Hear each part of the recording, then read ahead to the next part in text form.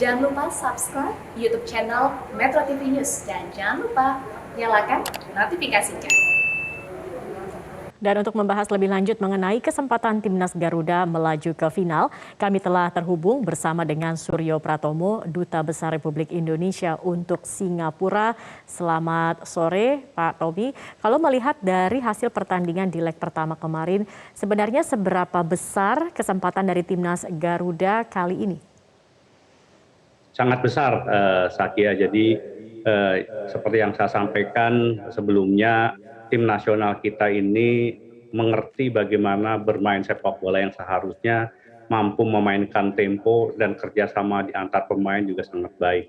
Kemarin melawan di pertandingan pertama sebetulnya begitu banyak peluang terutama di babak pertama. Tetapi sayangnya kemudian para pemain ikut larut dalam permainan Singapura. Kita memaksa main dengan bola-bola atas, padahal kekuatan kita seperti gol yang dicetak oleh Witan Sulaiman itu berasal dari wall pass atau tik-tak 1-2 yang sangat baik. Dan mudah-mudahan malam hari ini semua pemain menyadari bahwa kita punya kecepatan, kita punya kemampuan untuk bermain dengan bola-bola bawah dan itu akan mudah untuk ditembus.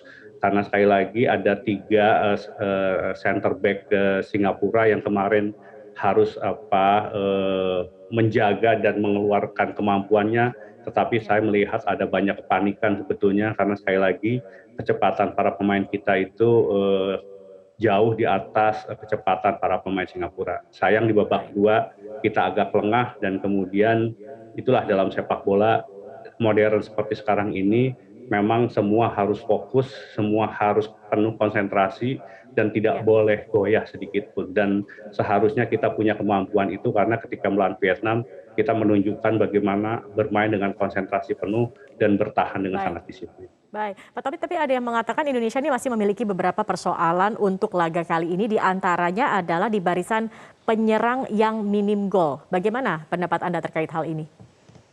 Memang 3 penyerang ujung tombak kita, Yudo, Esan maupun Dedik, menurut saya finishing touch-nya yang kurang. Karena itu memang kita belum bisa menemukan sebetulnya 2 penyerang sayapnya, Irfan Jaya dan Witan bermain sangat baik sekali. Apalagi di tengah juga menurut saya Kambuaya bermain sangat baik, Irianto sangat baik. Ketika diganti oleh Evan Dimas juga Evan Dimas sangat baik. Jadi sebetulnya kita hanya memang butuh penyerang tengah yang lebih efisien, seperti misalnya penyerang Bayern Munchen Lewandowski. Itu yang sebetulnya kita butuhkan, bagaimana di kotak itu mereka bisa tajam dan kemudian memanfaatkan semua peluang.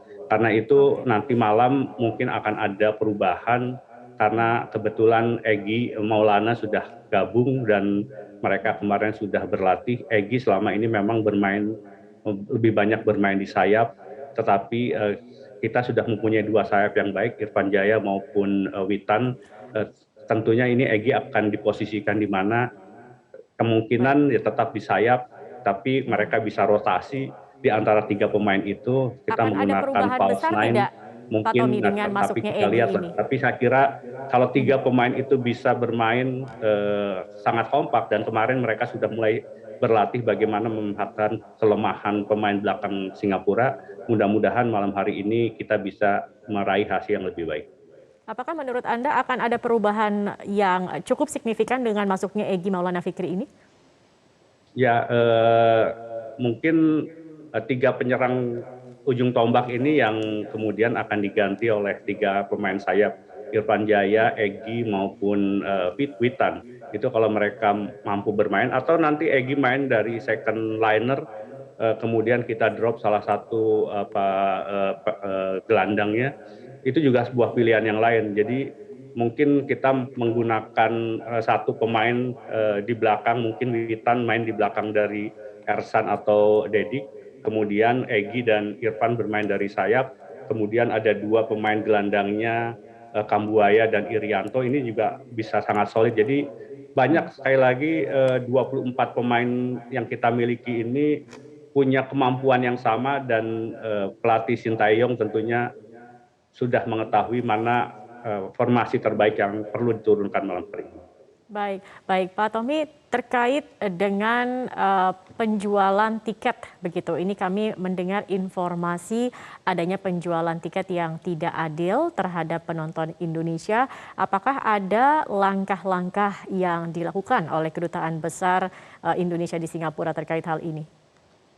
Jadi Zaki, yang namanya pertandingan ketika dibatasi jumlah tiket 10.000 dan kemudian demand-nya tinggi, sama seperti di Indonesia yang muncul calo-calo. Karena sebetulnya pembelian tiket itu melalui online.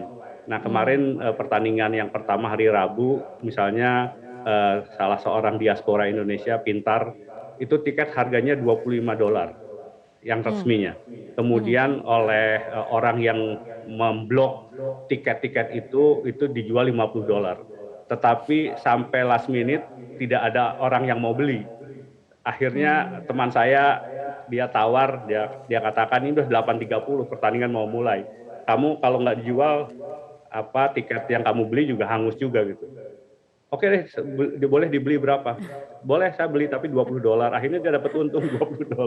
Jadi memang sekali lagi bukan panitianya, tetapi ada orang-orang yang memanfaatkan dan pandai untuk membuk tiket yang dijual itu sehingga kemudian memang agak sulit untuk mendapatkan tiket. Tapi sekali lagi memang jumlah tiketnya dibatasi hanya 10.000 karena memang masih protokol kesehatan yang sangat ketat. Baik, baik. Artinya memang ini bukan ada diskriminasi tanda kutip begitu, tetapi memang adanya calo-calo yang kemudian akhirnya membuat tiket sulit untuk didapatkan begitu ya Pak Tommy. Nah kalau melihat antusiasme dari masyarakat Indonesia di sana juga ataupun juga masyarakat di Singapura untuk laga nanti malam seperti apa ini Mas? Belajar dari yang pertandingan hari Rabu, sekarang para pendukung memutuskan kita duduk di blok yang sama. Kemarin itu kemudian kita tidak cukup solid karena kita membeli tiketnya agak terpencar-pencar. Jadi banyak di antara diaspora yang duduk di antara pendukung Singapura. Nah, nanti kita upayakan untuk bisa dalam satu blok, walaupun kita jumlahnya sedikit, tetapi kalau dalam satu blok kita akan cukup suaranya cukup bisa menandingi. Tetapi dalam pertandingan sepak bola dimanapun, tuan rumah selalu diunggulkan untuk bisa mendapatkan dukungan yang lebih banyak, dan itu sesuatu yang umum dan para pemain sendiri tidak terlalu terpengaruh. Saya sekali lagi berharap semua fokus pada penampilan terbaik. Kalau mereka bisa fokus tampil seperti melawan Malaysia, seperti melawan Vietnam, rasanya kita bisa lolos ke final. Baik, baik Pak Tommy, saya juga ingin tahu kira-kira berapa prediksi skor dari Anda, tetapi sebelum Anda memprediksi berapa, kita lihat dulu apa kata masyarakat terkait dengan prediksi mereka untuk laga nanti malam. Kita sih optimis ya, melihat timnas sekarang mentalitasnya sangat bagus banget. Terutama kemarin tanding lawan Singapura, ya masalah kesempatan saya yakin di timnas Indonesia, teman-teman dari Arhan, Elkan, itu pasti akan membuat peluang-peluang yang bisa mengancam Singapura sih. Kalau menurut saya sih pertandingannya bakal sengit ya, melihat pertandingan ke-1 ya, tapi saya rasa akan ada gebrakan baru di lini serangan kita ya, karena sudah turun Egy Maulana Fikri kan mungkin bisa menambah serangan nanti. Ya saya rasa sih nanti mungkin bisa 1-0 kali ya, tapi memang ketat sih pertandingan yang melihat yang kemarin ya, dan tandingnya juga Singapura sendiri kan. Saya optimis dan yakin bahwa timnas Indonesia pasti menang. Cayo, semangat. Prediksi skor berapa? 2-0, 3-0 ya. Pasti bisa lah. Semangat. Baik, tampaknya masyarakat juga optimis begitu ya dengan laga nanti malam Indonesia dapat menjuarai. Ada yang memprediksi 1-0, ada yang memprediksi 2-0. Kalau Pak Tommy sendiri prediksi skor untuk malam nanti? Ya seperti pertandingan hari Rabu. Sebetulnya kalau Dedik itu bisa mencetak gol kedua, itu sebetulnya akan lebih mudah. Jadi kalau kita bisa mencetak gol pertama dan gol kedua, kita akan bisa menang 3-1 atau 4-1. Tetapi kalau kemudian kita agak macet 1-0, tidak apa-apa. Yang penting sekarang hanya butuh menang, dan itulah kunci untuk bisa lolos ke final. Baik. Terima kasih Suryo Pratomo, Duta Besar Republik Indonesia untuk Singapura sudah bergabung bersama kami di